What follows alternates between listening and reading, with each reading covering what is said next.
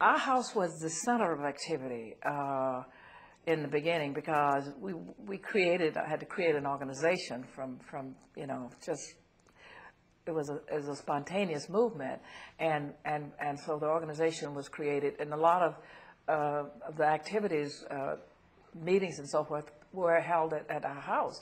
A lot of his conferences certainly were at the house because people started coming from all over the media to cover the story. So he had a lot of interviews scheduled there, and sometimes an interview would be scheduled, and I was waiting lunch for him, and he would walk in late, and of course he would say to them, well, he had to have lunch. Would you like to have lunch with me? Well, I hadn't prepared lunch for anybody extra, so I had to say, oh, just a minute.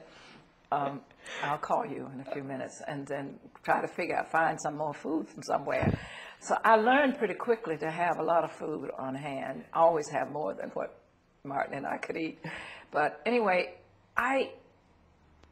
after the movement started, it was like, you don't plan any day. It's planned for you almost. And I learned to live with that. But Antioch had prepared me for such change, constant change in my life there. So I continued to adjust to it. It wasn't easy, but it was exciting. It was exciting when the people stood up at 50,000 strong to boycott the buses. I mean, that was so exciting because this had never happened before. And Rosa Parks was also an extraordinary woman. You got to know her during this period. Oh yes, Mrs. Parks was a very quiet and dignified person, and was the appropriate person to be the pioneer, because she was such a lady. She was a Southern lady, and I think one of the reasons why the bus driver didn't rough her up, she was so dignified in her carriage, and she was such a lady. How can you hit on Rosa Parks? And so she was a nonviolent in her spirit even then, because she had been to the Highland Folk School, where they did talk about nonviolence, teach her some nonviolent and violence, and so everybody, when they found out it was Mrs. Rosa Parks, everyone was righteously indignant, let's say, because how can you, a very respectable lady like Rosa Parks, you put her in jail like this and treat her this way? So I think she was, again, it was the right person for the moment. And of course, Martin was asked to be the spokesperson. When he came home that evening from the first meeting that was called, and told me that he had been selected to be the spokesperson, and he said, I have 20 minutes to prepare for the most important speech in my whole life, and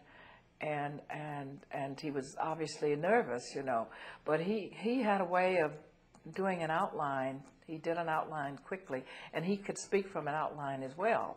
So it was exciting, but it was also dangerous, and you had to get used to that. It was dangerous, and I didn't know how dangerous it was initially, because when we started getting the threats, then I realized, it was dangerous. But I thought that many times they were empty threats. When a caller called and said to my husband, if you don't stop your I don't know what word he used, but whatever, in 3 days, and be out of town in 3 days, we're going to bomb your house and kill your wife and baby.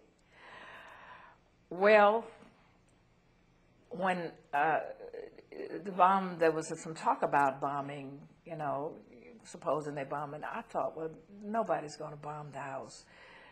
If they do, it'll be a hit and run from the back, not on the main street. But when the bomb actually hit, I said, oh, they are for real.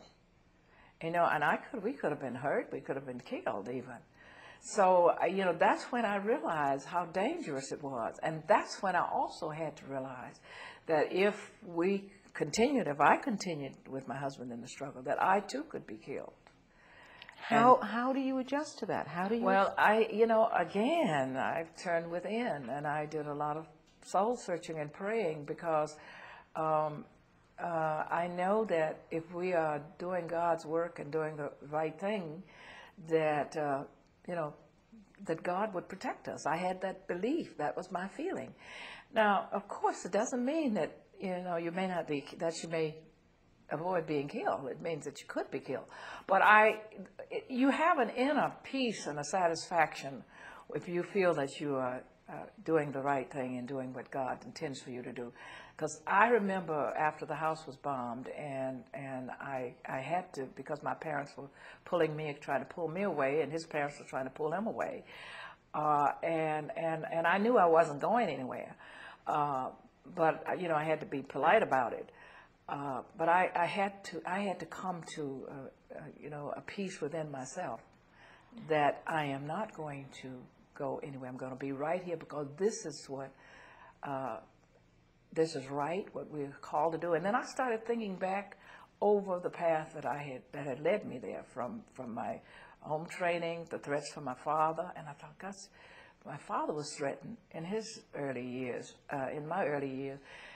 And, it's like maybe I was subconsciously being prepared then because I was fearful for my father. And then I thought about the path to Antioch College and my preparation, and then to Montgomery now. And here I am. And all of a sudden, when Martin said we're going to Montgomery, that's where I want to start my ministry. And I wondered why. And then I said, now I know why. This exciting movement. And this is part of God's plan. And this is what we are supposed to be doing. This is what I'm supposed to be doing.